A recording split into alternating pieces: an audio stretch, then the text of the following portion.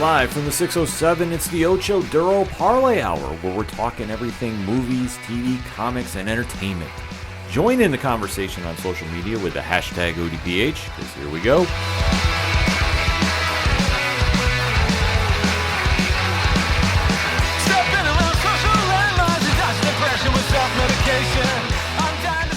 Welcome to an all-new edition of the ODPH podcast. What's happening, everybody? Thank you so much for joining us this week. My name is Ken M. Joining me in the studio, as always, you know him. He's the co-host.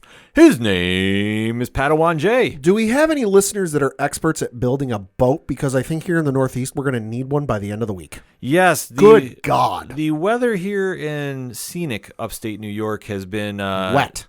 Yeah, to put it mildly. And tropical storm, tropical, like whatever the classification is. Debbie hasn't even reached here yet. Yeah. It's not supposed to get here until later this week. Yeah, exactly. Good God. It's been a trying time dealing with Mother Nature here, but fear not. Weather be damned. It is time to give you a parlay of topics in this fusion edition of the ODPH, because we have a lot to talk about in the land of movies, TV, comics, and more, plus a little bit of sports, so definitely sit tight for that. But Pat, before we get started, where should everybody be going after the show? ODPHpodcast.com. Right on. Swing on over to the website. Check out all the social media links. Everything's updated. Everything's rocking and rolling, and we definitely have. We love talking with everybody after the show. Like I say, it's always great having those conversations post-show and interacting. That's what we do this whole thing on social media for. So make sure you're following, subscribe, do the whole thing. Also, talking about subscribing, you want to make sure you get to the Patreon, one tier, $2 a month, and bonus content is exclusively for you. Like, so I think what we're going to be doing in August. I have an idea yet, but I'm not going to reveal it just yet. But if you want to find out, one tier and $2 a month, boom, there it is. Also, check out the TeePublic store link. Always something happening there, and always with con season looming. You want to go out and support the ODPH in that manner, go get some merch, and definitely it's one way you can do it, and we always appreciate seeing everybody rocking the ODPH wear out in the wild, so it's always great to see. Also, at the website, check out the blog section where there's reviews dropping left and right, the classified section, which has friends of the show, such as 3FM Podcast, Dragon Master Games, Nerd Initiative, and many more. Also, links for voter registration. Can't stress it enough, especially if you live in the United States. Make sure that you are registered to vote, because November is going to be a big time of year. Enough said there.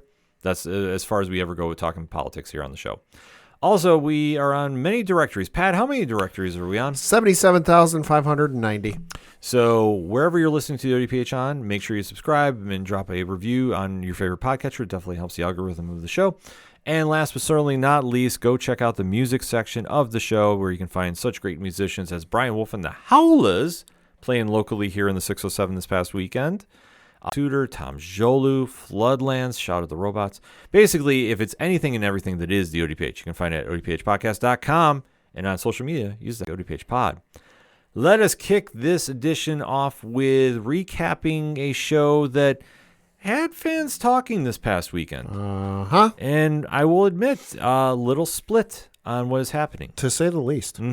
Pad, what are we going to be talking about? Season 2 of the prequel / spinoff series from Game of Thrones and creator George R.R. Martin, House of the Dragon. Yes, the long-awaited prequel to the Game of Thrones series has come and wrapped up its second season with a lot of mixed emotions, like I alluded to. Fans have been excited to see where the story has been going with the House Targaryens and House Hightower. And now where we are at is a very unique place. So we are going to be breaking down the last two episodes entitled The Red Sowing and The Queen Who Ever Was. So if you're new to the show, first and foremost, thank you for checking us out. What we like to do is give you a spoiler-free statement about what we're going to be discussing. Then we give you a countdown. After said countdown, and you can find this time in the liner notes of the show, we go deep diving into spoilers. We hold nothing back. So if you haven't seen the show for whatever reason, and you don't want to have anything ruined, you need to duck out at that moment. Otherwise, it is fair game. You have been fair warned. Enough said there. So, Pat, let me hear your spoiler-free statement on the last two episodes of the season. You know what? They were good, and it felt like they were setting up for more, but it wasn't exactly what I expected. You know, I don't really remember the first season because I haven't seen it since it aired, admittedly. I intended to rewatch the first season, but life found a way. But from the previous iteration of Game of Thrones, I always remember the second to last episode, and even in some instances the last episode, being crazy, being what to the wall, just suspense and action and shock and, dismay and sadness and whatever else. And it was really those seminal moments that were, the quote unquote water cooler talk the next day at work or school or even at the gym, like wherever you were.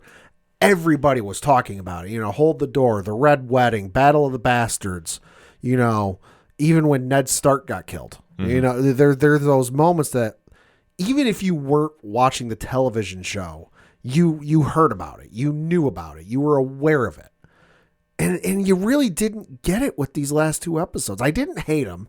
They weren't the best. They could have been better. It was very middle of the road that, especially with the 7th episode, the second to last, I was expecting that holy bleep moment, that oh my God, that I can't believe that just happened. And it built and it built and it built. And it was, it was the red barrel in the video game right before it exploded. And I'm like, okay, you know what? Maybe they're bucking the trend a little bit. Maybe they're waiting until the next episode. It's the season finale. We don't quite know when season 3, because we knew already they were coming back for season 3. We don't know when season 3 is coming. So they're really going to leave us with that moment in the season finale of, the who shot JR in Dallas moment. That, oh my God, how did that happen? Why did that happen? Who is that? What is that? Like whatever the cliffhanger question would be, because we don't know when it's coming. And we really didn't get that. I didn't, like I said, though, didn't hate it, expected more, but I'm still sitting there going, okay, I can tell they're building to something. I can tell they're building to possibly the biggest battle they've ever had in the entire franchise. And I'm here for the ride. I will say disappointing in certain degrees. I agree. I think that in years past, like you alluded to, the second to last episode has always been like the season finale. Like they can walk away from it. The 8th episode has always been the epilogue. They didn't do that this season. Nope. I think after episode 4, the Red Dragon and the Gold, they really had nothing to go on except do build. Mm-hmm. And when they do build on storylines, you can appreciate the long-term planning. Mm-hmm. I feel, though, since that was in episode 4, we've now had literally 4 more episodes that have just been building. Yeah. And I don't think that we got the payoff that we were expecting as fans. Mm-hmm. It's not to say they were bad episodes, and I want to stress that. Right. But I think for coming in and continuously throwing more gasoline on a fire, it flamed out very quickly. Sure. And I think that there's a lot of build that they're hoping is going to carry over till we see the season return for its 3rd. But I don't think it generated enough buzz to really do it. I think it left fans in a very unique spot. Yeah. So there's a lot to go into this about. Mm-hmm. So we'll do the deep dive about this in 3, 2, 1. All right, Pad. Let's really talk. Like I said, just from seasons past, especially with the first Game of Thrones, the second to last episode has always been that seminal holy bleep moment. And I pulled up a couple from IMDb. Season 1, Ned gets killed. Season 2, Stannis Baratheon and them arrive at King's Landing, and there's a battle between them and the folks in King's Landing. Season 3, the episode is titled The Reigns of Castamere, so Red Wedding, enough said. Yep. Then season 4 is, the episode is The Watchers on the Wall, so that's the battle between the Night's Watch and the Wildlings, which was, from what I remember, absolutely fucking bonkers. Mm-hmm. Then you get season 5 is the Dance of Dragons, where you got a whole lot going on. Not necessarily batshit crazy, but still had a lot going on. Season 6, Battle of the Bastards, need I say more? Yep. And then you had season 7, which was Beyond the Wall, which was Jon and them went beyond the wall to capture a white. Which if I remember, that was the one where like Jon and a very few of them made it out of there alive. Right. And then a whole bunch of them got turned. So I went into these last 2 episodes, like I said, expecting a lot, expecting some craziness, and I didn't get it, and that was disappointing. But at the same token, though, I could see, okay, clearly the chess pieces aren't all set up. They're not all in the places they need to be. They're setting up for something insane for season 3. And they're really going for the home run, and they're really going for that slow build.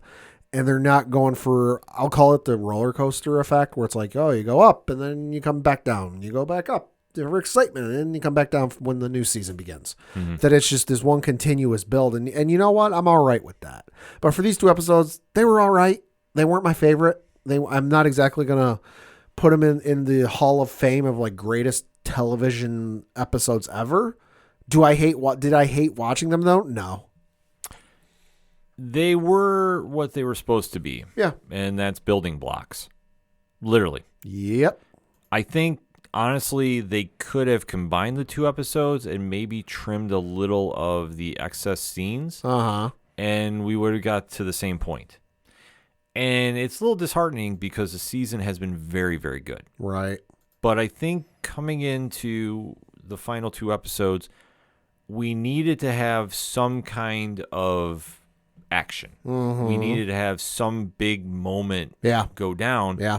And we really didn't, because they decided to focus on the armies being built. Right. And you think, given what's happened just in this second season alone, son for his son, and Daemon going off on his own, and the king, quote unquote, in King's Landing getting burnt to a fucking burnt piece of toast.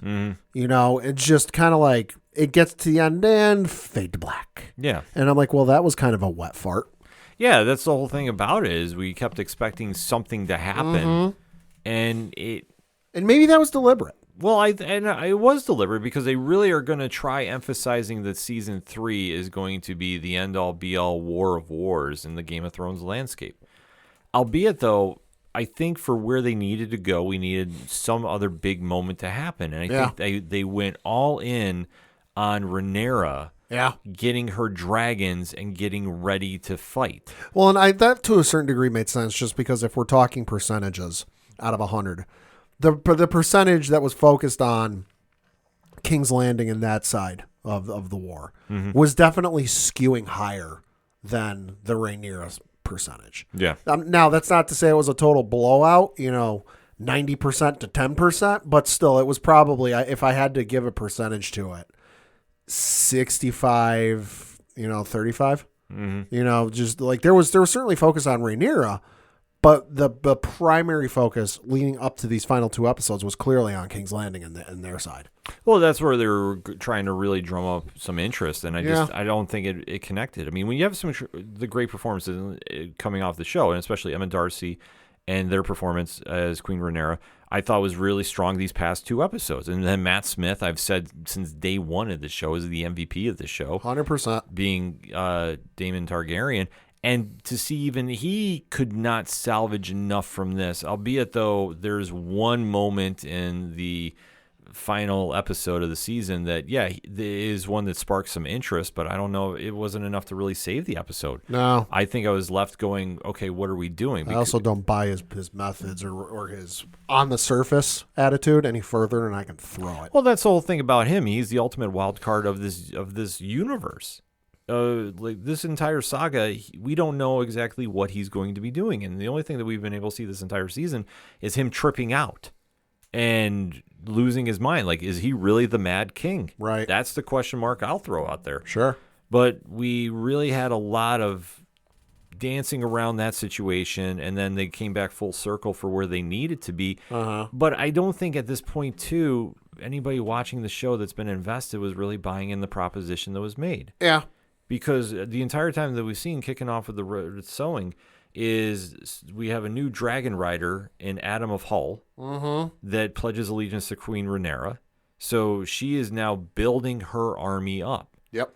And then on the flip side, we're seeing Alicent, who has had a very trying time with... Has also been crapping her pants the last couple of episodes. Oh, yeah, absolutely. Olivia Cook, who's played her, had 2 great episodes here as well, is now forced out of the council and is no longer has the royal backing, so to speak. I'll say if we're in a casino and we're playing, what is it, craps? Or whatever it is, they bet it all on red, and all of a sudden it came up black. Yeah, it's roulette. Yeah. Oh, roulette, thank you. Yeah, that's the whole point there. I mean, or as in craps, it was 7 out.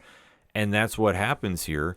Meanwhile, King Aegon is not healing as well as everybody had hoped. I'll be honest, and I know I could say this since we're in spoiler talk. I'm astounded he made it out of this season alive. He shouldn't have. I fully expected his, what is the relation? Cousin, brother, It's something. uncle, like whatever. The guy who's standing in place for him. I'm astounded that like he didn't slip in there, for ill purpose, and basically because he's in charge. Everyone short of the queen mother, whatever her rank is listening to him, and he didn't go leave us, and then he died under quote unquote mysterious circumstances.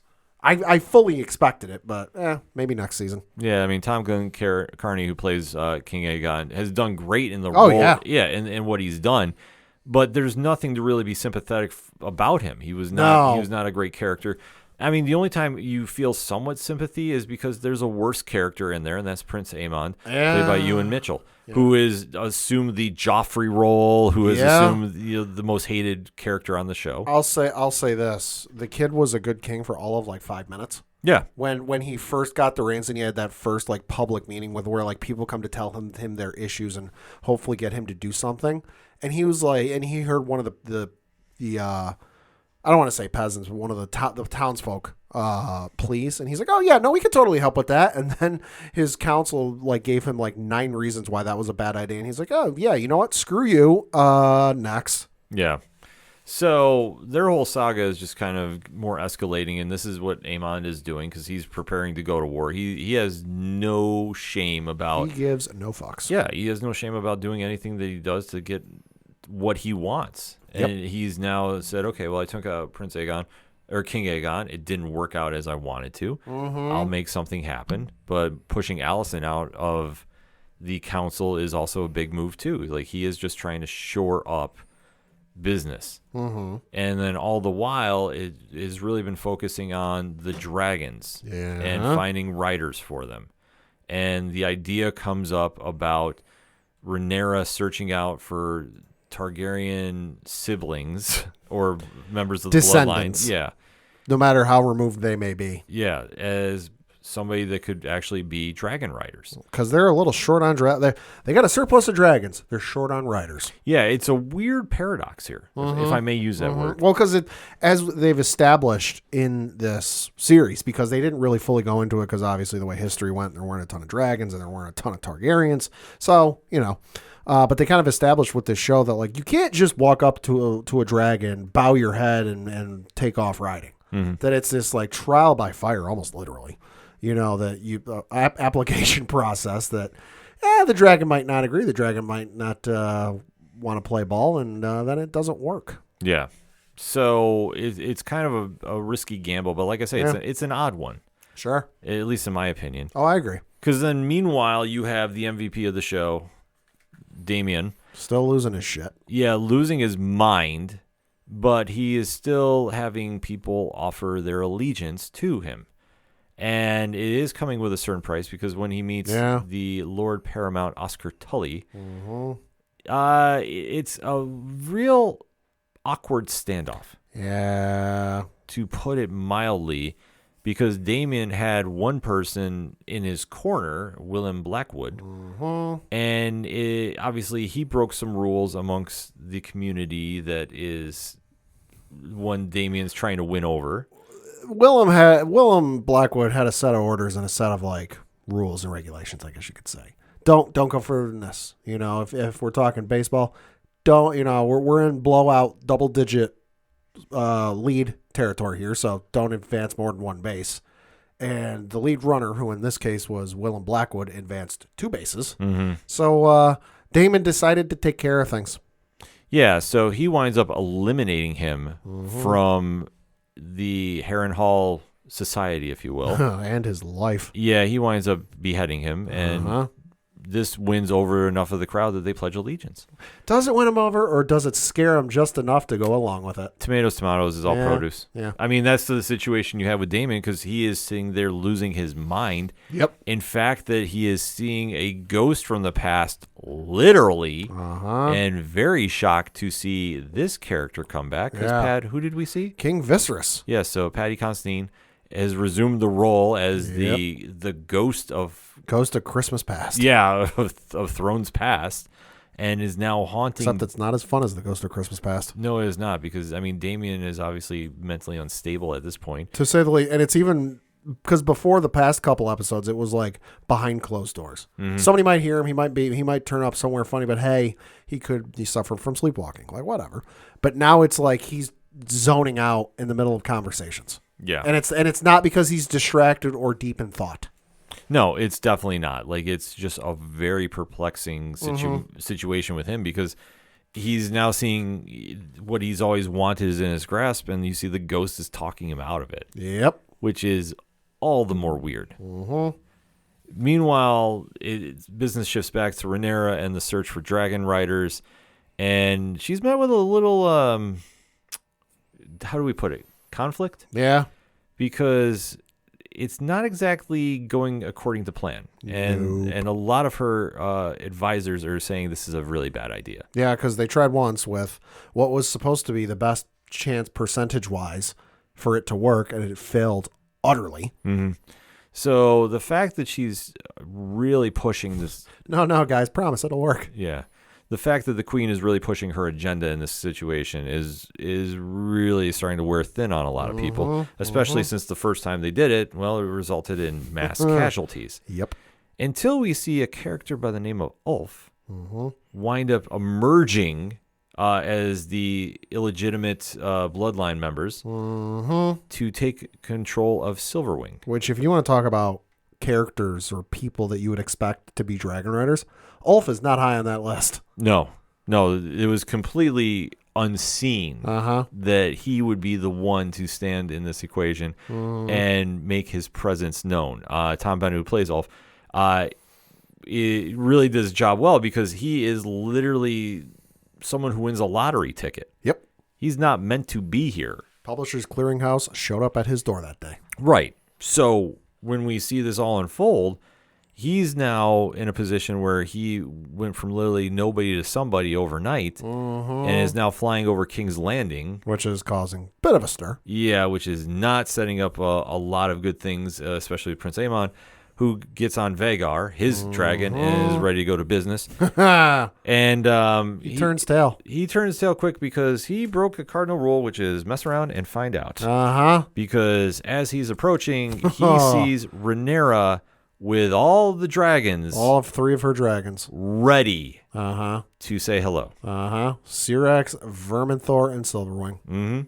So with the new dragon riders along with the queen is ready to do some business. Because if I remember right at this point, Rhaenyra and her forces are still at a tactical disadvantage numbers-wise. But they have 3 dragons, fully grown dragons, and that makes up for a lot. Yeah. So that is where we go right into Episode 8, The Queen Who Ever Was. And we do go back to a certain royal family. They always pay their debts. Yes. Allegedly. Because we wind up going to see Tywin Lannister. Not Tywin. Tyland. No. So this is one that obviously everybody knows the name of Lannister. It's one of the great things about this show. You hear a name and you go, oh shit. Yeah. So we see that Lannister is trying to make a deal, make some friends. And Pat, how would you describe this whole setup? I think he got sold on a line of BS that he bought into and was hilariously misinformed. Yes. Because he has to mud wrestle. Yeah, he winds up having to really... Contest of strength? I mean, it's almost like, hazing to a degree. That he is sitting there, and as somebody with the royalty of the Lannisters, it's a situation where it's like, what am I doing and going here? Yeah. And to see how it's playing out for him, too, I mean, Jefferson Hall, who plays Tywin Lannister, it kind of gives a little comedic moment. He's a good sport about it. Oh, yeah, absolutely. Which, I mean, to do this, it really takes away from the seriousness of the situation, which you don't really see this comedic moments. Yeah, I'll say if we know anything about the Lannisters from Game of Thrones, they're not a real comedic bunch. No, absolutely not. I mean, they're about their business. I mean, what is it? Tyrion Lannister was, but not the rest of them. No, definitely not. So it is a little break in the action like we alluded to because everybody is really shifting gears towards the eventual showdown that's happening. And we do go back to King Aegon, and he is getting advised to get the hell out of Dodge. Because word came back that Rhaenyra has forces and 3 dragons, and, well, it's a little one-sided. Oh, it's absolutely one-sided, and dealing with what has transpired, it's not a real crazy stretch to say the more King Aegon wants to step into the realm of dragons, he's not going to win. Because even the point that's brought up is how Aemond went over there and kind of, stirred the hornet's nest. Mm-hmm.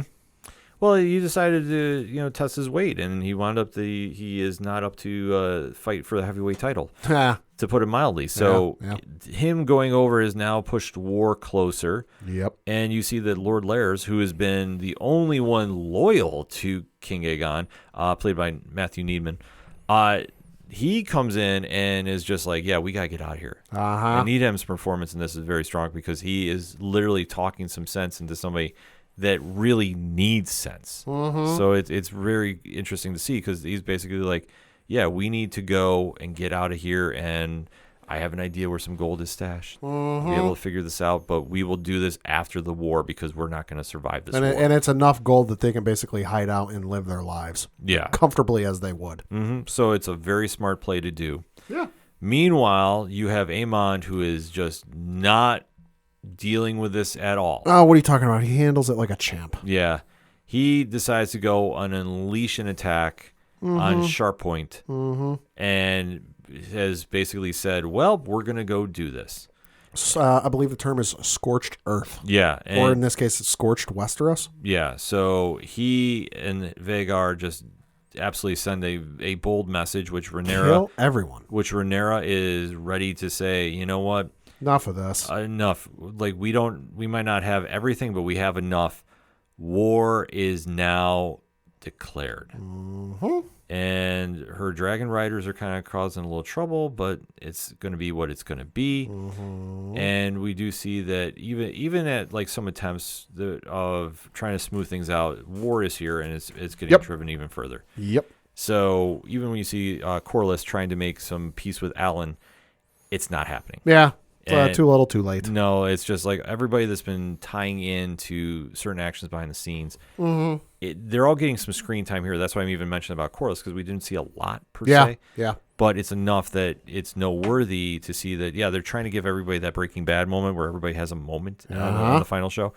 But it doesn't really connect because we start seeing how Rhaenyra basically decides to push everything aside and go get Damian back. And this is where things are the most strongest in the show because the acting going on here, like I say, Emma Darcy's performance, they absolutely knocked it out of the park. Oh, yeah. And Matt Smith matched it line for line. And you do see that when Rhaenyra shows up, crashes into Harrenhal, and more or less comes in and says, where's Daemon?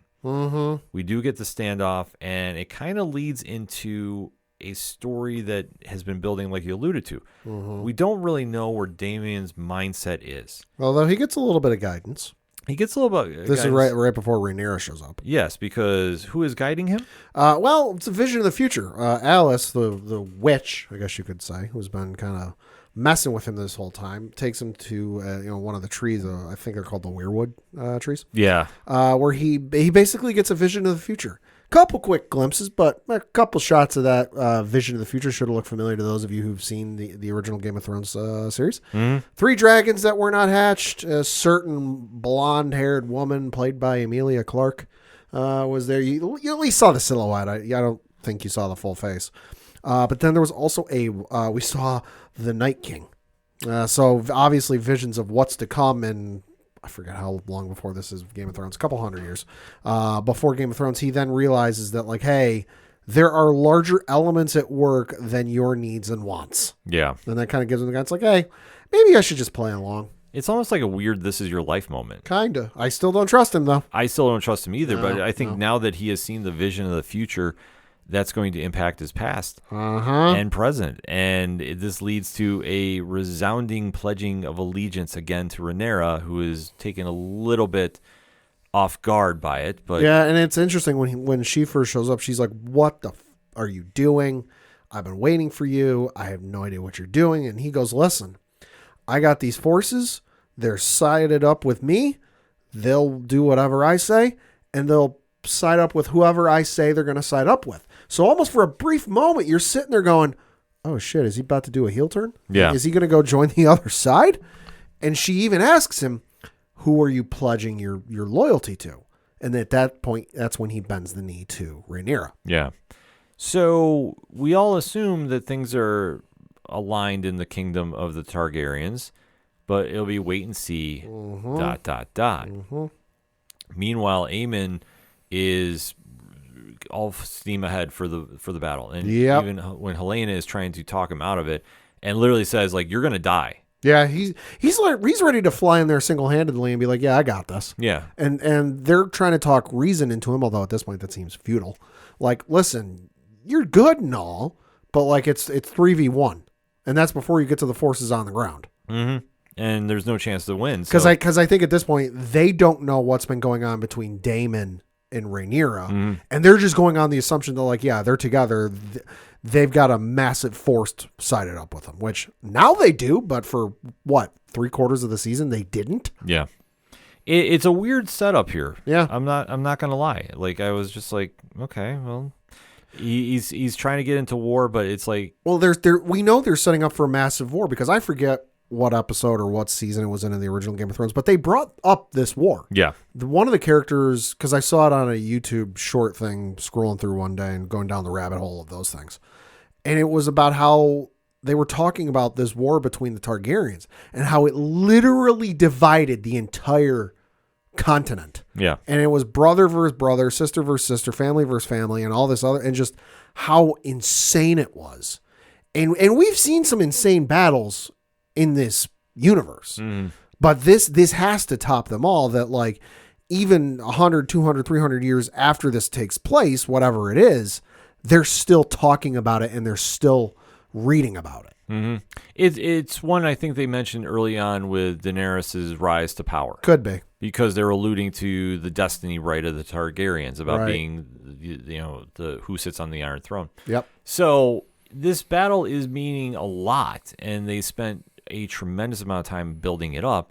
Even with, I will say, this was an awkward moment. Okay. I don't really see why at this stage we even did this except to bring things full circle between the two biggest characters on the show, and that's Alicent and Rhaenyra. Sure. Because Alicent sneaks into Dragonstone and gives a proposition to Rhaenyra. The desperate last attempt, in my opinion. Yeah, trying to show some relevance, but you have no power to throw because you were forced out of the council. Right. And she is saying that she will surrender King's Landing. Yep.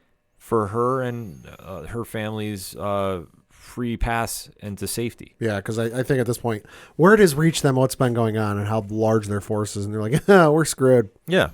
Which Rhaenyra, and rightfully so, brushes off. Thanks, but no thanks. Has no desire to hear this. And with all right. Like, I can't blame her. Yeah, I'll do, respect about it.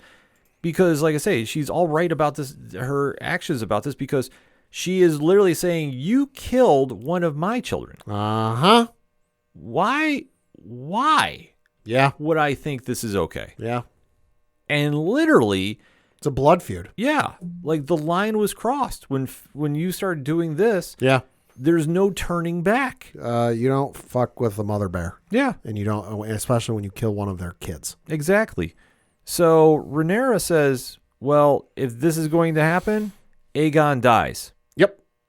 Enough said. Yep. And is cold about it. And I love. Oh, I did too. I love Darcy's performances. Like I said, they absolutely crushed this. Yeah. Because this is the what needed to be said. Game of Thrones, if anybody is new to the franchise here, there's no political like negotiating. No, there isn't, and there really is no redeemable character. Especially at this point. Yeah, no, they're all on a quest for power, and they all are very ruthless, which is one of the pluses and minuses of the show. Because you want to root for characters, but you have to remember this is all about business. At some point, they're going to turn into an awful POS. Yeah, they always do. I think what's that saying about power and corrupting and all that? Yeah. I think the only person who didn't was Jon Snow. Yeah, for the most part. For the most part. He had a couple moments. But few and far between compared to everybody else. Yeah. So the deal is left there, but we don't really see a lot of payoff for it because, I mean, Allison, that's literally the break glass in case of emergency card she can pull. Mm-hmm. And it fails. Yep. So we then go speeding into a montage of events leading into where we know we're going, and that is to war. Mm-hmm. You're seeing the forces get mobilized. You're seeing dragons flying. You're seeing a lot of moving parts, and literally that's how they end things on. Uh-huh. So I guess in overall process of this, I mean, it's a lot of build. It is. I think the only impactful moments we had was Damien's visions. Yep. Because that stood out because it's an Easter egg tying to the original franchise. Yeah.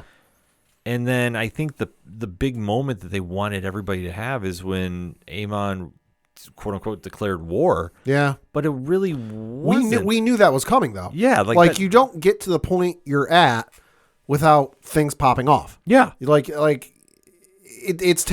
how World War I started. You know, the murder of Archduke Franz Ferdinand. Like, you don't have that happen with the way things were at that time and go, hey, you know what? We'll give you a free pass on that one. Bygones be bygones. That's okay. Yeah. You don't have one child killed, another child killed in retaliation on top of everybody else that's been killed, and go, you know what? We understand. Everyone has a bad day. Yeah. Sorry, it just doesn't happen that way. So the fact that they were trying to sell that point, I think they misfired. I do too. I completely do. Yeah. And I think that they were trying to salvage it with Allison's deal, but that's not enough. Yeah. And there was nothing in these past two episodes that really were standout moments except the vision. Right. I think everything else, you could have really cut down on a lot of things and streamlined it and made this into one episode, to be honest with you. Could be. But I think there's a lot of excitement to be had going into the next season. Yeah.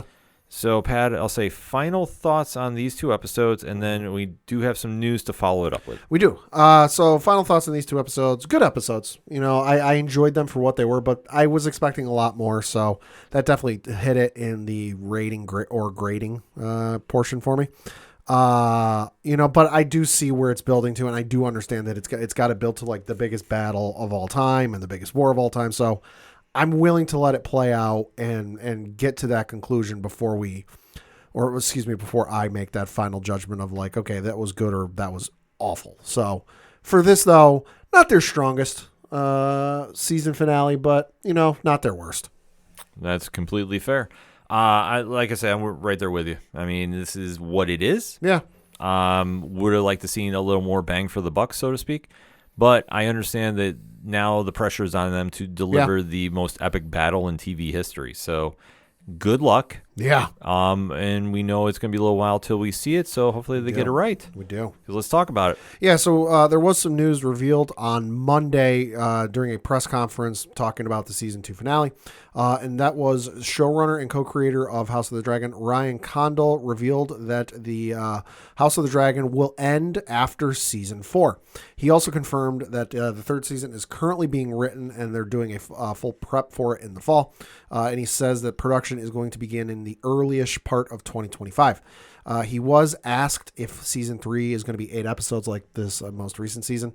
And he said, quote, "I haven't had discussions with HBO about it. I would just anticipate the cadence of the show from a dramatic storytelling perspective will continue to be the same from season 2 on," close quote. So getting 2 more seasons of House of the Dragon, and that production on the third season won't begin until the early part of next year. So I'm willing to say we probably won't see season 3 until the early part or mid part of 2026, just because this isn't exactly, you know, Big Bang Theory or one of those, you know, multicam sitcom shows. Yeah. They have to go to these locations to film them. It's like a James Bond movie. You know, you can't film the entirety of this in a soundstage and just flip sets around and get it done inside of 6 months. Like, they have to fly to these exotic locations across the world, and that takes time, and that takes a lot of manpower. So it's going to be a little bit of a wait for that, but it'll be worth the wait, I think. Yeah, I think a lot of fans are proving that they'll definitely give the benefit of the doubt, but I think the expectations now are very, very high. Yeah. And I think if they don't nail it for whatever reason, it's going to be a problem. But this is something that they've dabbled with going back to this franchise. So I think they understand that there's a lot of pressure to deliver. Yeah. I think they will. Yeah. And then it's just a matter of being able to say, like, was it worth the wait? That's going to be the big question mark going into next season.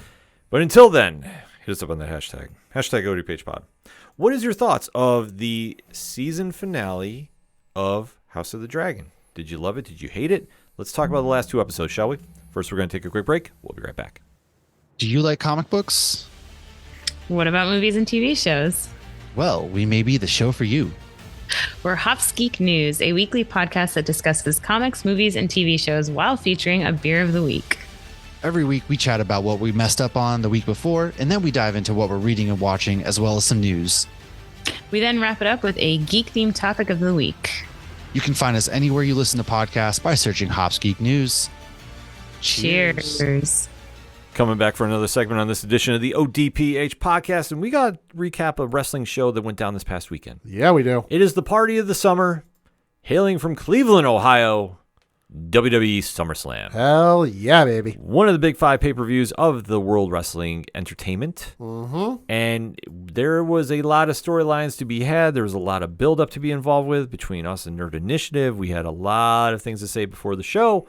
So we have to recap the weekend that was. So, Pad, let's deep dive into SummerSlam. Yeah, so this, of course, as you mentioned, took place this past Saturday at Cleveland Browns Stadium in Cleveland, Ohio, with an announced attendance of 57,791 folks in attendance, which, good Lord. Browns wish they could draw those kind of numbers. Just saying.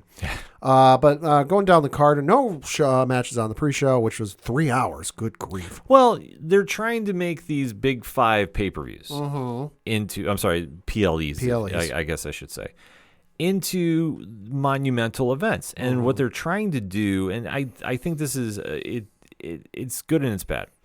They're trying to make them into fan events, and meaning like the pre-shows, they're going and talking to a lot of the crowd. They're having a lot more interactions build up. Sure. So they don't really need to do those prelim matches, so to speak. Even though I would love to see them. Oh, I would too. But I think in this situation, that's what they're really trying to go for. So I understand why they're doing it so early, because it's just a lot of hype to build up the show. Oh, stop sugarcoating it. We know they did 3 hours just to draw the eyes away from AEW Collision. Oh, here you go. Collision and drawing away for eyes from the most successful wrestling program on television. I'm kidding, folks. I'm kidding. The thoughts, views, and opinions of that of Padawan J do not reflect the ODPH. Kidding, folks. I'm kidding. He loves AEW. I do. Going down the card, the first match we had on the main show, kicked off the card, was the singles match for the Women's World Championship, where you had Liv Morgan emerge victorious, pinning Rhea Ripley in 15 minutes and 55 seconds to retain her belt. Of course, there's a lot more to this story than just that little sentence. Well, the biggest love triangle in all of pro wrestling. Love triangle. This is a fucking telenovela on Telemundo. Yeah. Holy shit. Came to a head in a monster way. I feel like I'm back home after my younger days in elementary school, and my mom was at home, and she's sitting at home watching the afternoon soap operas. So, I mean, yeah, this does play it out because, let's face it, the biggest love story in WWE has been Rhea Ripley, mommy to one dirty Dominic Mysterio. What are you talking about? That's not Dominic Mysterio. That's Dominic Guerrero. I mean, looking more and more like him every day. His homage to Eddie Guerrero is very, very noticeable. Yeah, huh? And when Rhea was taken out by Liv Morgan, and they've had a very noteworthy history between those two. Tag teamed at one point. Rhea turned on her, took her out of action for quite some time. Yep. Liv came back for the quote-unquote revenge tour. Yep. And has made it a point to take out Rhea at every single opportunity she can. Can we just say this could have turned into the biggest, it's like talking about the arc from the end or the night after WrestleMania to this point. This could have turned into the biggest dumpster fire they've had in the Triple H era, where you go from your most dominant women's champion on the roster right now, getting injured, out for who knows how long. What are you going to do? You got to scrap, the next 6 months or whatever it is of storyline. And they turn chicken shit and they turned it into the best tasting chicken salad on the planet. Because this story, given what they were dealt with, turned out incredibly. Oh, it's amazing. It's a testament to Triple H for pulling this off, because the match itself, we finally had the build. Liv could not run. She was heartbroken that Dominic Mysterio chose Rhea over her. They get into the match. They do some very unique storytelling. What was it? Rhea dislocated her shoulder like 2 or 3 times. Yep, and popped it back in like it was Lethal Weapon. If you see the movie, you know exactly what I mean. Also, a crazy amount of views on that video. Oh, yeah. I mean, Rhea Ripley is that breakout star for WWE. There's no question about it. So to see her in action, kicking off the card, it was great. The storyline with her and Liv had a great match too. Yeah. Like I say, it was very solid back and forth. Yeah. Albeit, though, the turn of all turns is Dominic Mysterio helped Liv Morgan get the belt. And the call from Michael Cole might be my favorite Michael Cole call of all time. Quote, Dominic Mysterio, you dirty 2-timing son of a bitch. Yep. Oh, my God, I popped. Oh, yeah. I got so excited. Dominic Mysterio is arguably the MVP of WWE. I never thought I'd be uttering those words when he first came in, but he has done leaps and bounds. Amazing work. And I love what Triple H said in the press conference after the show was over, where and I'm paraphrasing, but he's basically like, listen, everyone wants to give Dom his praise, and deservedly so, and everyone wishes they were in his position right now, but he's going to have a lot of hell coming after him soon. Oh, yeah. But he's somebody that really has taken an understanding of where he is on the card and how to run with it and how to play the crowd up. Because after he helps Liv win and Liv is on the ground all confused about what happened, he winds up giving her a kiss and thus leaving Rhea in the ring crying that she has now been dumped on Peacock and anywhere else streaming. Kudos to the fans who also set up a profile on Tinder for her. Yeah. That was a thing. You can, I doubt it's still up, but you can find the image of it online. Yeah, the IWC was very much ready to go in that moment. Reportedly, allegedly, Jey Uso's response, eat. Yes. So now, I mean, that was the start of a very interesting night for the Judgment Day. Oh, yeah, it was. So we'll get into that a little later in the show, but great match to kick off things. Fantastic and start. I love where the storyline's going from here. Yeah. Absolutely love it. Next up was a singles match for the WWE Intercontinental Championship with Braun Breaker defeating Sami Zayn via pinfall in 5 minutes and 40 seconds to become your new Intercontinental Champion. I will say arguably the most predictable match of the night. Yeah, I would agree with that. I mean, they've already wrestled once. Yeah. Braun Breaker is the future of the business. Yep. Sami Zayn is so over with the crowd, he doesn't need the belt. He's the ultimate underdog. So to see this match go down the way it did, I wasn't surprised at anything. No. A great moment for Braun Breaker, and it'll be extremely interesting to see where he goes next. Yeah, I'm interested to see who he goes up with next. I know that Sammy's getting his rematch. I think it's on Monday Night Raw this upcoming week. But listen, I love Sammy. Sammy is a fantastic worker. In and out of the ring, the stuff he does out of the ring, just as good as the stuff he does in the ring. But I agree with you. This was very predictable, just because I think everyone kind of had a feeling how the end of the night was going to go and how the next couple of months are going to go. And just with the fan booking that I think everyone at this point is doing, all signs pointed to Sammy dropping the belt so that he could be available for said potential booking. Yes. So sucks he lost the belt, but given what we're possibly going to get in the next couple months, worth it. Oh, absolutely. No, completely worth it. So excited to see where we go from here. Next up was a singles match for the WWE United States Championship, where L.A. Knight defeated Logan Paul, who had Machine Gun Kelly in his corner, via pinfall in 12 minutes even. Just want to point out one thing. Logan Paul, champion from Cleveland, Ohio, got a booze, whereas Machine Gun Kelly got a pop. 2024 is weird, folks. It's weird, but let's face it. The wrestling crowd is very much in tune with the storylines. Oh, yeah. Logan Paul, love him or hate him. And listen, everybody can have an opinion. Especially recent events. Oh, yeah, completely. Enough said there. Him in a wrestling ring draws a reaction. Oh, yeah. He's great for the business. Also puts a lot of eyes. So for him to come in and get booed, it shows, one, how over LA Knight is as a face. Oh, yeah. And two, how much that he is doing in his character. Yeah. And his character is not very likable. So this makes perfect sense. Machine Gun Kelly from Cleveland as well. Yep.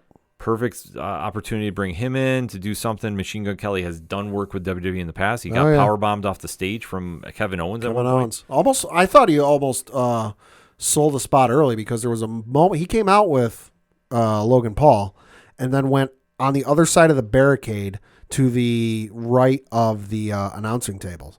And at one point I saw him holding what looked to be a prop or like a display. Well, they have the Prime set up there. Right, but he wasn't holding the bottle of the Prime Hydration. I saw him holding a bottle of the Prime Energy, the can.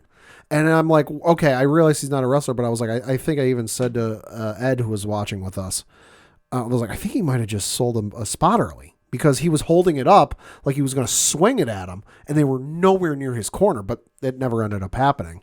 But good match otherwise. Great match. I would say this is one LA Knight needed to win this. They really needed to, do this because otherwise you're going to risk hurting the character. Oh, completely. It would have been done. Yeah. It would have been a wrap. I'm sorry. Like, for anybody that didn't think he needed this, he absolutely did, because this whole yes movement that everybody was saying he should have been world champ, he should have been the guy to beat Roman Reigns. This was the shit or get off the pot moment. Exactly. And he could not have had a better dance partner than Logan Paul.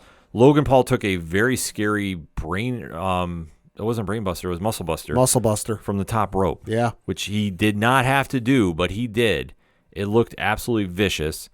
And it really helped sell the story of where LA Knight's going. So now with him the singles title, we're really going to see what he's capable of. I think he's going to do big things with it. I'm guessing an open challenge the next couple of weeks. Oh, it makes sense too.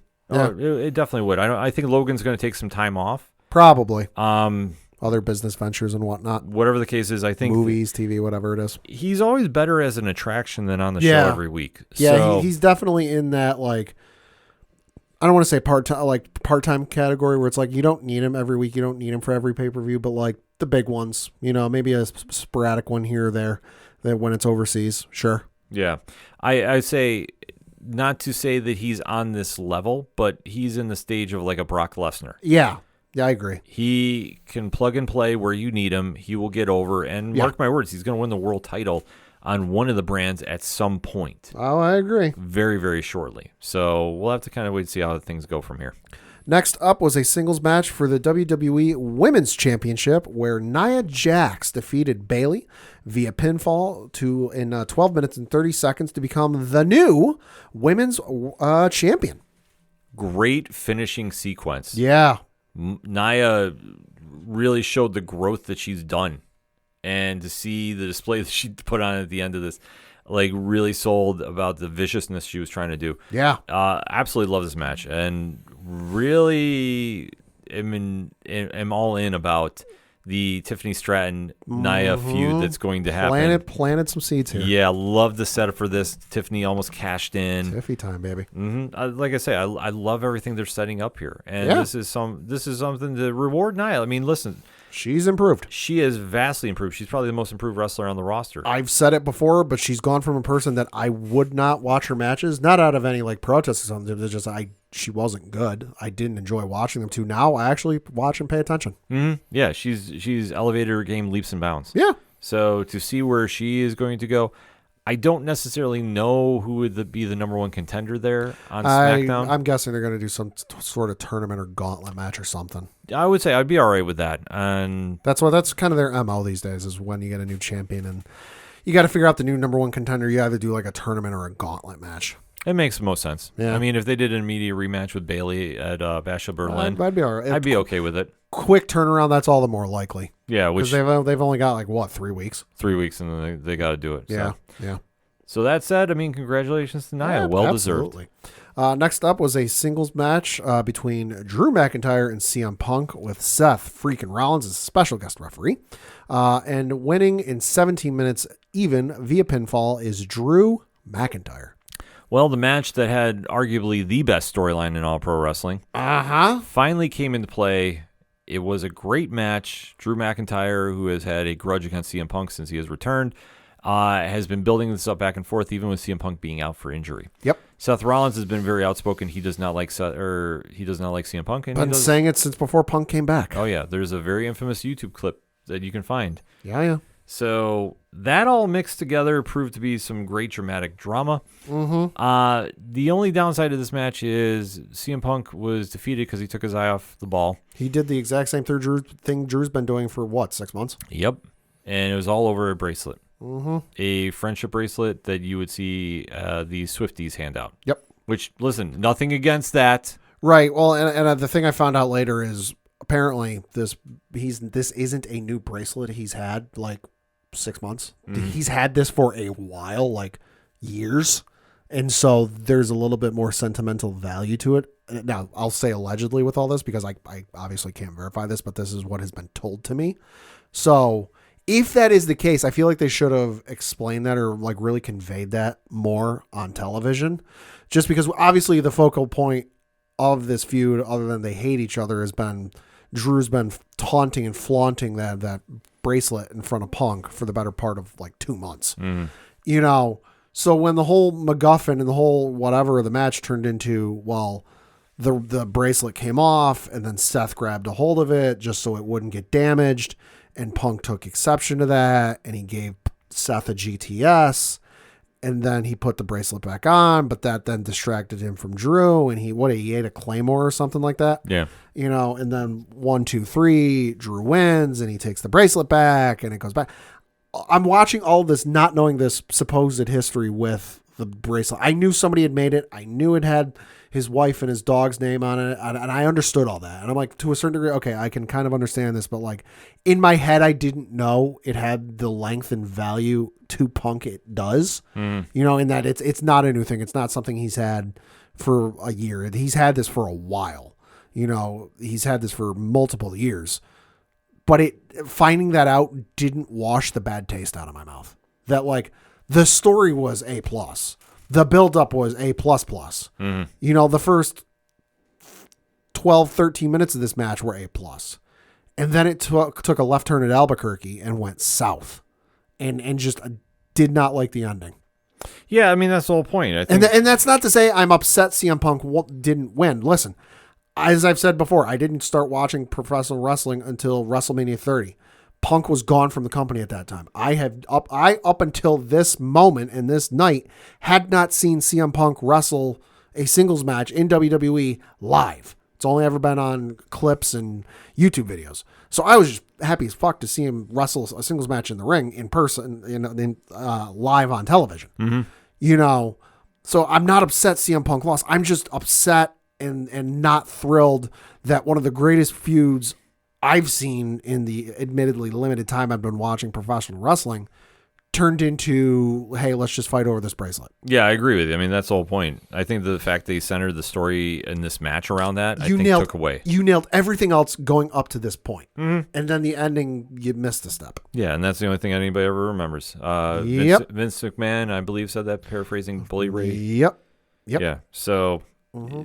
That being said, I think they'll bounce back the next time around. Allegedly, it's going to be a Bad Blood, which no surprise there. And allegedly, Hell in a Cell. I would not doubt it. It's allegedly. I will say there's a lot of allegedlys going on with that, but a little bit of rumor. I would not doubt that happening. No. Next up was a singles match for the World Heavyweight Championship with Damian Priest defending his belt against Gunther. And you had emerging victorious, winning via technical submission in 16 minutes and 40 seconds. Gunther emerged victorious to become your new World Heavyweight Champion, although not without a little bit of controversy. No, definitely not. I think the seeds have been planted that the Judgment Day was waiting to implode. Yeah. And Finn Balor had been building the jealousy up that he was ready to finally strike on Damian Priest, who there had been a lot of butting of the heads involving J.D. McDonough, Liv Morgan being around without Rhea Ripley. So this has been brewing for quite some time. They did a great job about selling Damian Priest as an underdog champion to a degree, and amazing backstory too. So him getting the world title, I thought was great. The only thing that I thought was very sad to me, he only had 4 title defenses. Yeah, that's true. I would have liked to see him have a longer run, but in this situation, it makes sense storyline wise. And with Gunther getting the world title, which we all knew was going to happen at some point. He's that good. Yeah. I thought they played it up very well. I think I would have gone with what Pat said last week on the show about them waiting to do this turn in Berlin. Yeah. But if they want him to get the hero's welcome returning to his home country, that's perfectly fine too. Yeah. They set up the storyline great, albeit though I think Priest maybe made one mistake that it didn't hurt in the long run, but it was too telegraphed. Okay. About when he rolled Gunther too close to the ropes. Oh, yeah. That was the only thing. The only thing I drew back from this match. I was like, but in the overall picture, it was great. It did the storyline it needed to. Like I said, I think they just did some bad storytelling in that aspect, and him lunging after Finn. Yeah. I thought really kind of hurt when he should have been focused on the match, but. Yeah. Nevertheless, we got the ending we wanted, and we got the storyline we now want, where the Terror Twins, as they're being known as Damian and Rhea, are now taking vengeance on the new Judgment Day of Finn, Dominic Mysterio, Liv Morgan, Carlito, and JD McDonough. Listen, call it what it is, and I can't take credit for this. Rhea Ripley shared this to her Instagram from a page on Instagram. It's Wish Judgment Day. Yeah.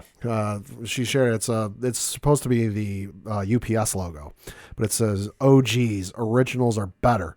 And on one side, on the right side, you have Roman Reigns holding a cardboard box, and it says Timu Bloodline on it, and it's Solo Sikoa's bloodline. And then it's Rhea also in an OG or UPS uniform that says Wish Judgment Day, and it's the current iteration of Judgment Day. And you know what? I'm going to go with that name going forward. Wish Judgment Day. I think the one thing that Judgment Day is really missing is a powerhouse threat. Oh, I agree. So I'm going to say this just as a leap, as we like to do here on the ODPH. Okay. I don't doubt they had Braun Strowman. Okay. I think Braun is kind of out there right now. Yeah, he's kind of in limbo. So he's been involved, and he was tied in with the Chad Gable and Otis and that split, but that's kind of gone away, and he really hasn't been doing much lately. So yeah, I could see it. Yeah, I don't think he's going to be involved with the Wyatt Six just yet. No, maybe someday. Sometime at some point, I think it's going to happen. Yeah. But in the meantime, though, I think that's a great landing spot for him because I think they're missing something. Yeah. So, and plus it's always kind of, is Carlito in or is he not? Like, we don't know. I mean, listen, Damian was the one holding block for keeping him out. Yeah, so Damian's not there anymore. I think that he's in now. So Damian's not it will be amusing to see what they do from here moving forward. I mean, listen, and also we can just say Ethan Page in shambles because Finn Balor posted the photo of the new Judgment Day and said no egos. Yeah. Ethan Page in shambles. Yes, very much so. Next up was the main event of the evening, the one we were all here for, and that was a Bloodline Rules match, a.k.a. Anything Goes, for the undisputed WWE Championship, and you had Cody Rhodes emerge victorious, pinning Solo Sikoa via pinfall in 29 minutes and 10 seconds to retain his undisputed championship, and obviously, much like the last match, there was a lot of shenanigans with this match. Yeah, this one. And that's not a bad thing. This one went the way I think everybody was expecting it to go. Yeah. That when it was Bloodline Rules, you're going to have some kind of wacky hijinks. Yeah. No ref bump, though. No ref bump. Holy shit. No, I'm surprised. Cody and Solo, who've been building this feud up since the night after Mania. Yep.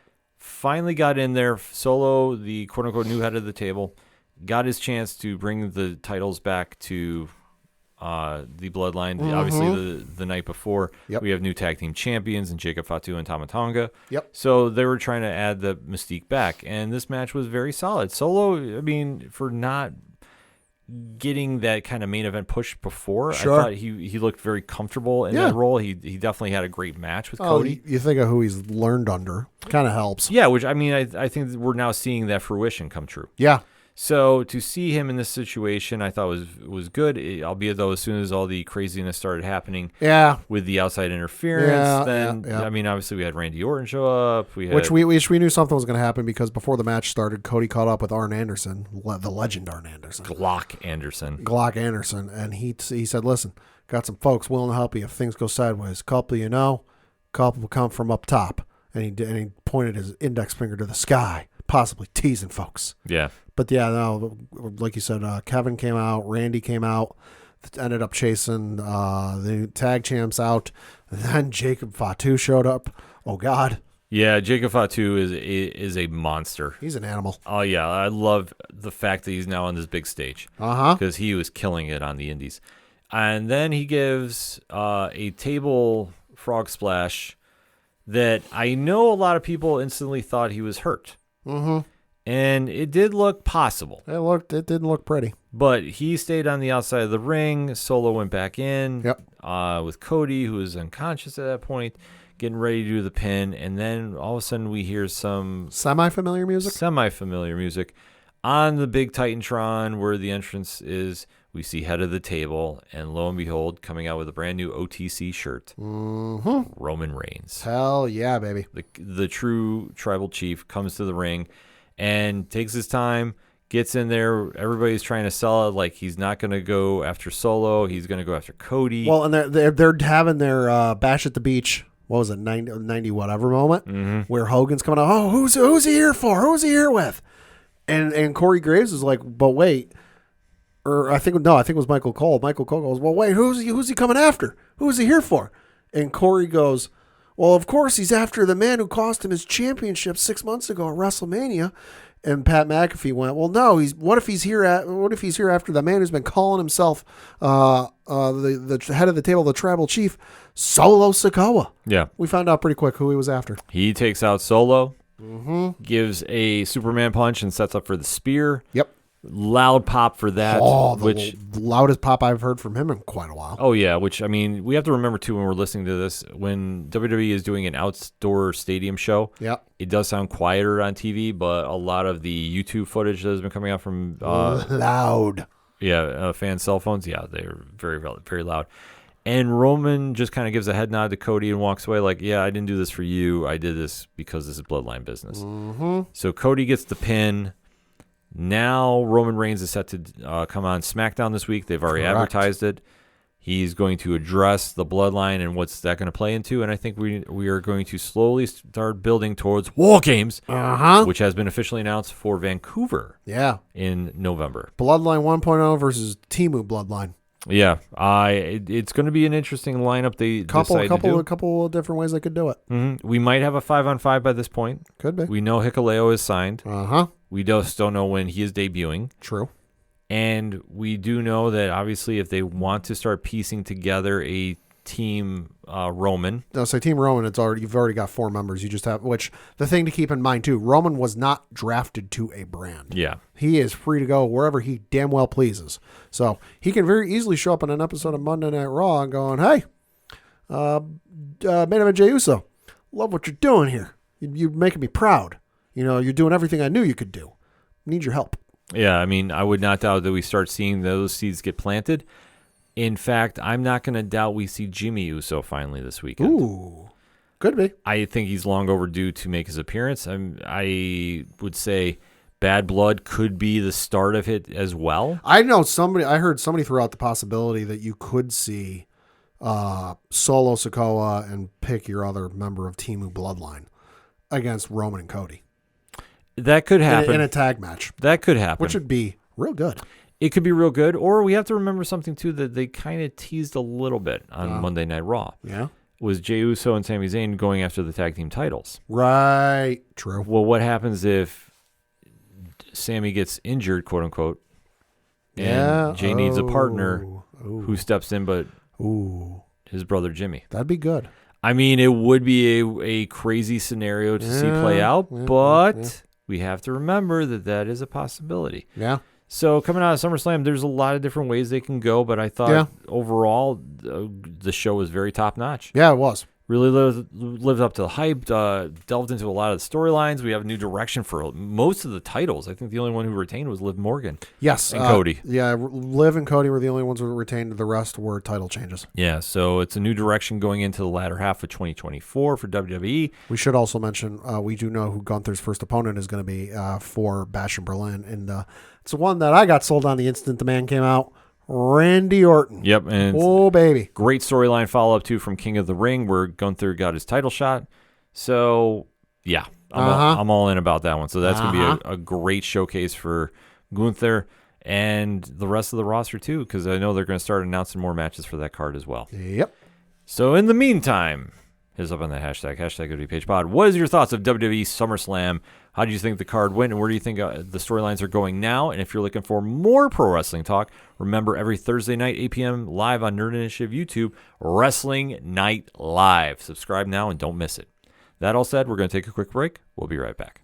Hey, this is Scott Snyder, and you better listen to the ODPH podcast, or I'm coming for you, and Batman is coming for you.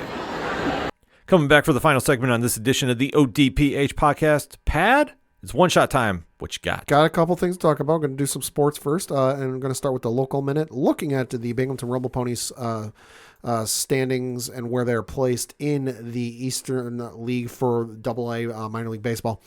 You've got the Portland Sea Dogs, who are in first place. They're the Boston Red Sox affiliate. They're 21, or excuse me, that is, I hate how they do that. That's the second half stats. Let me give you the overall stats. There we go. Hartford Yard Goats are in first place for the overall standings. They're the Colorado Rockies affiliate. They have a record of 58-43. Portland Sea Dogs, the Boston Red Sox affiliate, are in second place. They're one game out with a record of 57-44. You've got our own Binghamton Rumble Ponies sitting there in third place. They're the New York Mets affiliate. They are 4.5 games out of first place with a record of 53-47. Somerset Patriots, who are the Yankees affiliate, they are 7 games out of first place with a record of 52-51. You got the Reading Fighting Phils, who are, of course, the Phillies affiliate, sitting in second to last with a record of, they're 14.5 games out of first place, record of 44-58. Then you've got New Hampshire Fisher Cats, who are the Toronto Blue Jays affiliate. They're in last place with 16 games out of first place, record of 42-59. Looking at the schedule from this past week, they had a home series against the New Hampshire Fisher Cats, lost the game on Tuesday, the 30th, by the final score of 6-0, won the game on Wednesday by the final score of 7-0. Thursday, they won by the final score of 1-0. Lost on Friday, 7-3. The game on Saturday was postponed due to rain, made up the next day as part of a doubleheader. They lost game 1 by the final score of 3-0, and then they lost game 2 by the final score of 5-1. On the road this week in Somerset, playing the Patriots, so it's a little minor league AA Subway Series. They won the game on Tuesday by the final score of 6-4. They play another game on Wednesday at 7:05 p.m. Eastern, Thursday at 7:05 p.m. Eastern, Friday at 7:05 p.m. Eastern, Saturday at 7:05 p.m. Eastern, and then Sunday is at 5:05 p.m. Eastern. They do return home next week, starting with a doubleheader on Tuesday the 13th for a technically 7-game series against the Portland Sea Dogs. So for more information, tickets, all that good stuff, bangrp.com. Got to give a little bit of an Olympics update because I was going to say it's time. Olympics time, coming up on the end of the Olympics here very shortly. Currently, as we record, let me hit refresh just in case something might have happened, although, hey, you never know. All right, still the same. Sitting in first place with 27 gold medals, the United States. Let's go. You've got the People's Republic of China sitting in second place with 25. Australia is in third with 18. Fourth is France with 13, and then Great Britain and the Republic of Korea and Japan are all tied with 12. Even overall medal counts. First place, the United States of America. Second place is the People's Republic of China with 65. Wow, that's a gap. We have 94 medals as the U.S. Total between gold medals, gold, silver, Wow. and bronze, and next closest is China with 65. Then you've got France, who has 51. Great Britain has 49 overall, and then you've got Australia, which is 41 overall. Then a little bit of Olympics fun. There was a fencing competition that took place, I believe it was on Monday. I think it was this past Monday. But it was between Hong Kong and Italy. Now, the thing I did not realize, Italy, real good at fencing. Like, they rarely ever lose good at fencing. There was a contentious match that went for the gold medal match between Hong Kong fencer Ka Long Chung, who went up against Italy's Filippo Macchi, Macchi, in the gold medal match. Thing went the distance. According to reports, the bout ended with a score of 15-14. It went to sudden death. You know, in a couple of the moments, there were 2 moments where the judges had to review the video footage to determine who had the winning 15th point had been scored, you know, but no point had been awarded both times. Well, in the end, Hong Kong pulled off the upset. and ended up getting the gold medal in fencing, much to the chagrin and the dismay of the Italian contingent, who wanted to file a complaint and file a protest and everything else, and got all angry about it. Which I can understand that. There was one person who had at least a rooting interest in this, who found no humor in the whole subject and decided to have a little bit of fun.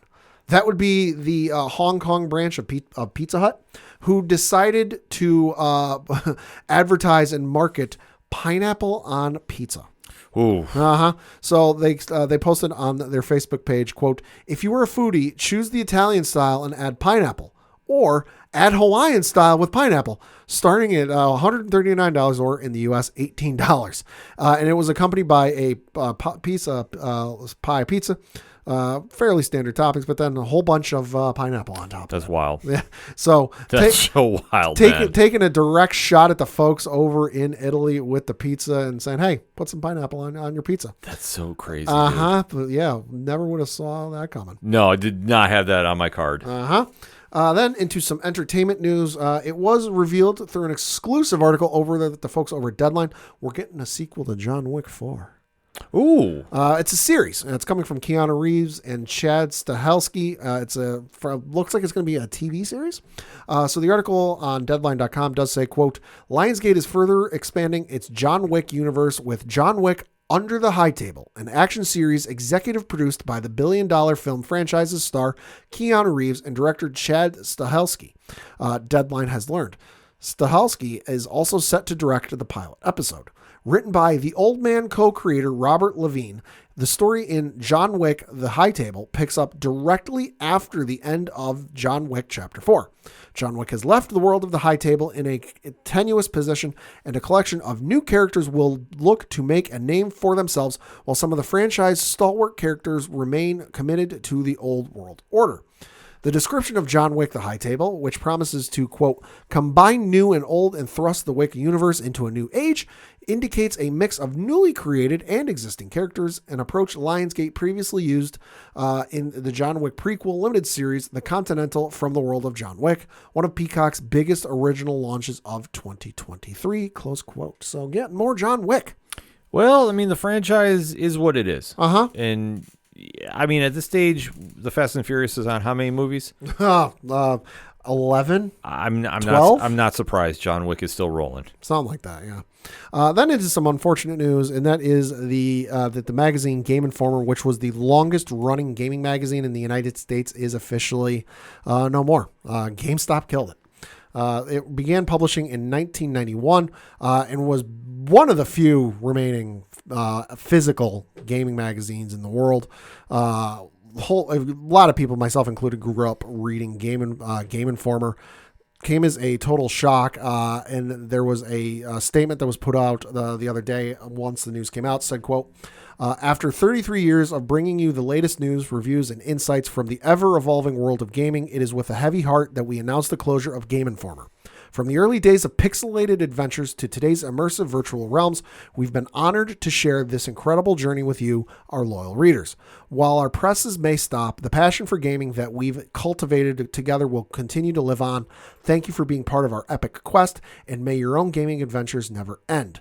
So definitely sad to see this one go. I had it for a couple of years, growing up as a teenager, and then even once I got a GameStop rewards membership. It came free with the rewards membership every year. I enjoyed reading it. It was always exciting to see, especially around E3 time. The big game or whatever got revealed, to get a cover and a full story in the issue about what's going on. And the power that which Game Informer had cannot be understated. And Jeff Keighley, who runs the Video Game Awards and Summer Game Fest or whatever he calls it for them, took to Twitter the other day when this was announced, and he said, quote, "For a time, there was nothing more powerful than a Game Informer cover. Games would pass on the Video Game Awards to score a Game Informer cover a few months later. When the first Red Dead Redemption didn't get the Game Informer cover, Rockstar bought a cover wrap to take over the cover. It was that important." He went on to say, quote, "One E3 I remember, Game Informer was able to get Activision to pull showing Tony Hawk Underground at the show. all because the game was going to be on the next Game Informer cover, a true institution of our industry, close quote. Yeah, it's a very, very bittersweet day. Yeah. Because, I mean, if you were really into the video game scene, like Game Informer was... Game Informer was a Nintendo Power if you were a Nintendo fan. Yeah, I mean... They're both gone. I mean, the closest way I always refer to it is, like, when we talk comics, there was Wizard Magazine. Yeah. And if you were in that era, Yeah. like, when that shut down, you're like, whoa. Uh-huh. And it's the same kind of vibe. I mean, Game Informer, God... Yeah. It'd been around it felt like forever, to be honest with you. Yeah. And that's not meant in a bad mean by any... It was a staple. It's like the brief time we lost Sports Illustrated. I realized they got their own thing going back up. Sure. They got their own, but Game Informer no longer there. It's crazy. Yeah. Absolutely crazy. Speaking of crazy, this one came as we were recording, and I couldn't pass up mentioning this because I saw this and I went, holy bleeping shit. The folks over at Warner Brothers Discovery had a earnings call today as we record. They had some news to give, and that is its TV networks are worth $9.1 billion less than they originally thought. Less. So this means they've had a net loss of $10 billion in the second quarter this year. So reading from an article on IndieWire.com says, quote, Warner Brothers Discovery just realized its TV networks are worth $9.1 billion less than it originally thought, leading to a net loss of $10 billion in the second quarter of 2024. The massive plummet in valuation is being recognized as a, quote, non-cash goodwill impairment charge, primarily coming from the networks section of the company. That must have been one eye-opening internal audit. WBD blames the devastating change in the value to the difference between market capitalization and book value due to a soft U.S. advertising market and uncertainty surrounding future carriage deals. And, oh yeah, the loss of the NBA certainly doesn't help. WBD CEO David Zaslav said on Wednesday's earnings call that market valuations 2 years ago when they first merged in April 2022 were quite different than they are today. And doing this acknowledges that change in value and better aligns them with their goals moving forward. CFO Gunnar Weidenfels said he's not dismissive of the magnitude of the impairment, but this represents the value shifting towards streaming, which the company still believes has strong momentum. Warner Brothers Discovery just lost its rights to the NBA beginning after next season, and the company is in fact suing the NBA to retain the rights, saying that it matched Amazon's offer for the NBA and that the NBA isn't legally able to decline them if they matched. That's a big chunk of the pie, but not the only factor leading to that steep loss of value, as the decline of advertising for its linear networks has taken a toll on all the Discovery channels and the Turner cable networks. WBD also reported another write-down of $2.1 billion of pre-tax acquisition-related amortization of intangibles, content fair value step-up, and restructuring expenses. The good news was that streaming perked up with all of the DTC offerings between Max, HBO, and Discovery Plus, adding 3.6 million subscribers in the quarter for a total of 103.3 million subscribers. The direct-to-consumer segment, however, swung to a $107 million loss. Holy shit. Close quote. So they got a lot of issues on their hands because they've been operating in a hole for a couple of years. Yeah, Ooh. this is not good. No, especially for certain companies that might re-up with them for a TV deal. Yeah. If you know, you know. No lies detected, Pad. Uh-huh. A lot to process there. How do you fuck up $9.1 billion?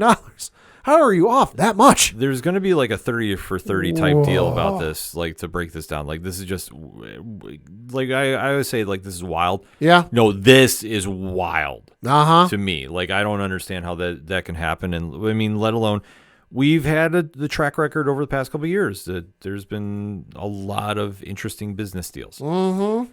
Losing that don't help tremendously. So we'll have to wait and see. But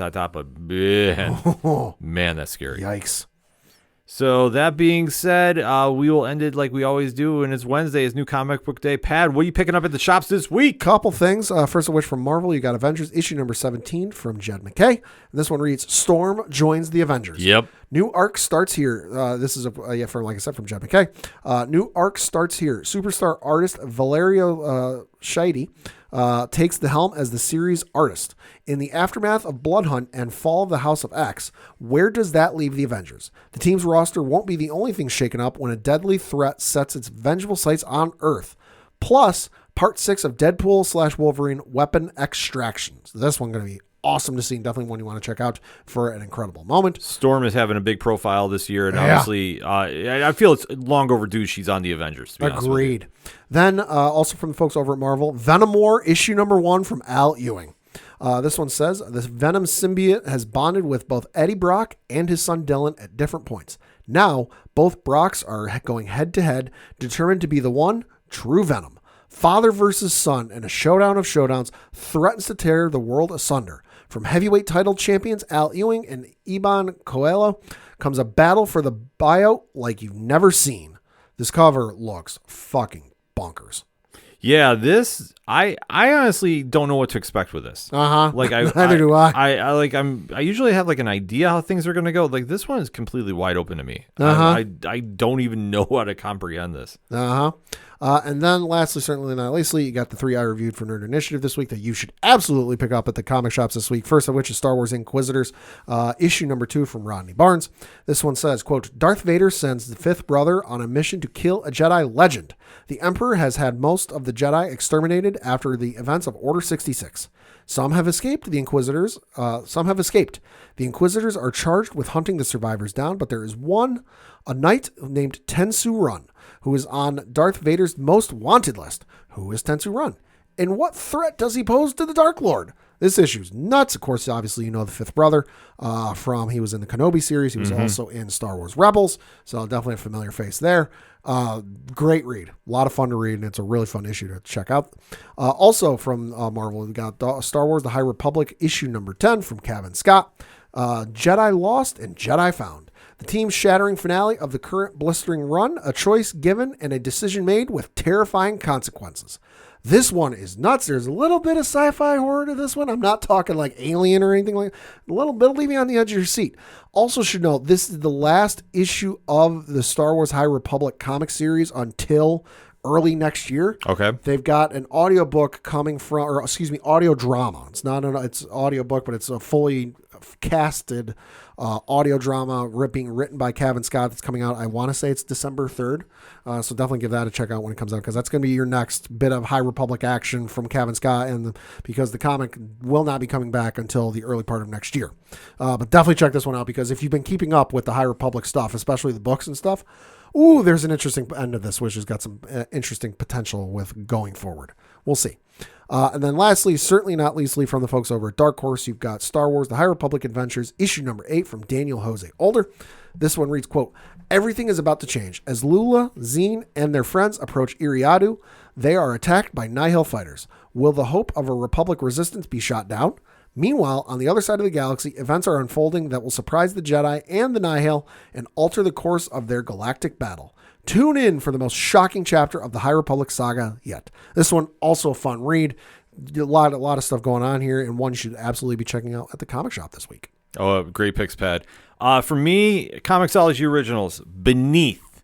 So this is a horror story, so I know Pat will not be checking it out because he doesn't do horror, but I highly recommend this one. Stephen S. DeKnight and Michael Gaidos. Pat, do you know those names? Not offhand, no. DeKnight is the former showrunner from Netflix Daredevil. Oh, okay.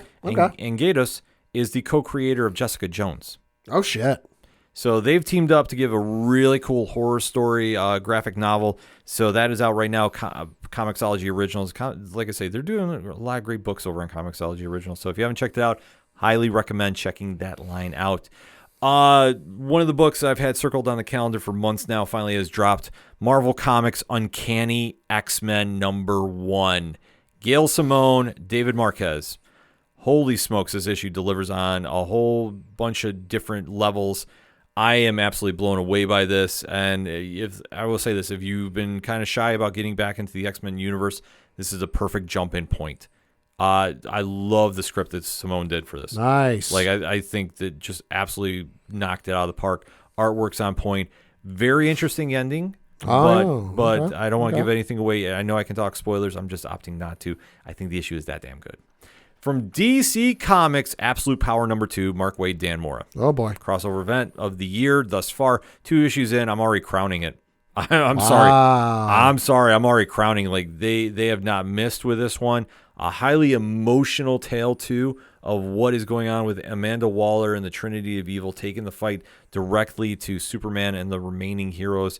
A lot of things are going down this issue that are going to have big implications leading into the fall when we have Absolute Comics debut, which I know San Diego Comic-Con had a lot of news about that. I expect to hear more as we're going into New York. Yeah. So get ready for that. But Absolute Power has just been absolutely on point. From our good friends over at Black Market Narrative and Image Comics, Cowl 1964 #1. So a lot of things interesting with this story. The original Cowl series came out 10 years ago. Okay. And the original creative team of Kyle Higgins, Alex Siegel, and Rod Reese have reunited to do the sequel here, so to speak, because it feels like an original story.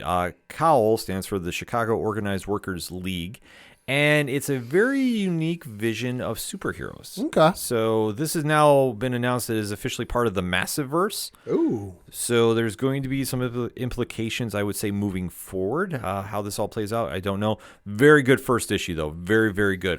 This is the first time I jumped into it. I'm going back now to read the original run, and this one is a lot different than you would see at the current state of the Massiverse books. I don't want to say Watchmen, but I want to say it's more mature themed in some of the mechanics involved with it. But I'm not saying it's like Watchmen 2.0. I don't want that getting set out there. It's a very great read, though, but it's a different book for the Massiverse. So we have to kind of keep that in mind. Speaking of different books, The Pedestrian, #1, Magma Comics. Okay. So this is centered around a mysterious figure that fights crime. It's a hell of a costume. And does it by walking right now. Like the Pedestrian is a unique story. Joey Esposito and Sean Van Gorman are the creative team behind this. And this one goes in a lot of different directions. Like I say, it kind of like I got Tick vibes from it. I got more like really Silver Surfer type deal with this too. Huh. Like there's a lot going on with this book. I thought it was really good though.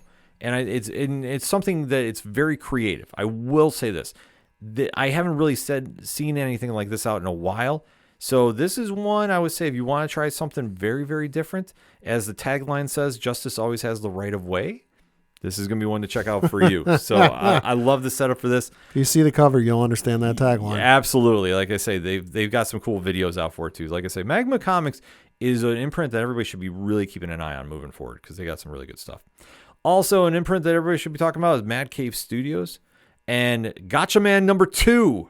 So picking up where their strong first issue left off, this is just a throwback for me. Like I say, I love the original cartoon from the 70s and seeing how it's brought to life now. Nice. I mean, this just takes me right back. So I love the work they're doing here. So #2 is out right now.